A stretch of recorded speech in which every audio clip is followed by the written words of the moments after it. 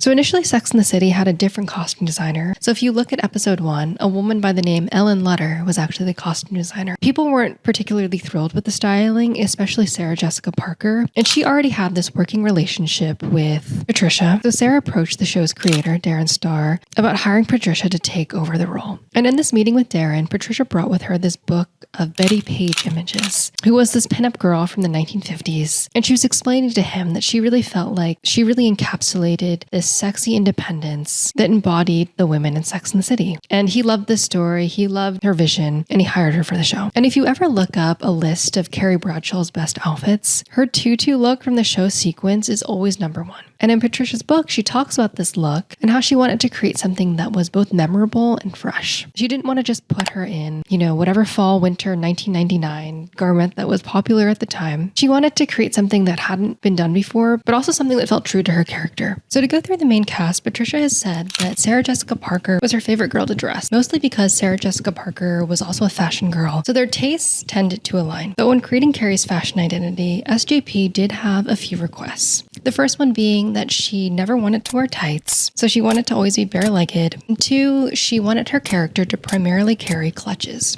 So Patricia said that for Samantha, she wanted her to be the designer sex girl. So she dressed her in Giorgio de Santo, Jean-Paul Gaultier, Calvin Klein, and Donna Karan. So designers that incorporated and utilized stretch fabrics. And she talks about how when Kim Cattrall was filming her very first sex scene, Patricia insisted that Kim wear stilettos, saying that a man-eater like Samantha wouldn't just take her shoes off for anyone. It's actually funny. So for Miranda, Patricia mentions that in season 1, there was that whole lesbian subplot where her boss mistakes Miranda for being a lesbian because, I'm sorry, look at her. But Patricia didn't know what dressing lesbian meant, but said that in terms of TV at the time, this just meant throwing women in masculine clothing, which is why Miranda is seen wearing a lot of suits. But Patricia said that she didn't want her to just be this very boring, kind of very archetypical, power lesbian, and wanted to throw her in funner, more bold patterns. So for her lawyer workwear, they put her in, that very 90s minimalist look, Jill Sander, Calvin Klein. But for her off-duty style, Patricia put her in Dries Van Noten, Jean-Paul Gaultier, Max Mara, and other vintage styles. And for Charlotte, Patricia said that Kristen preferred, more modest silhouettes and shapes, and that she leaned more towards a Ralph Lauren sweater set. I think had it been up to Patricia, she would have dressed her more in line with Betty Page. And though it's not to my particular style,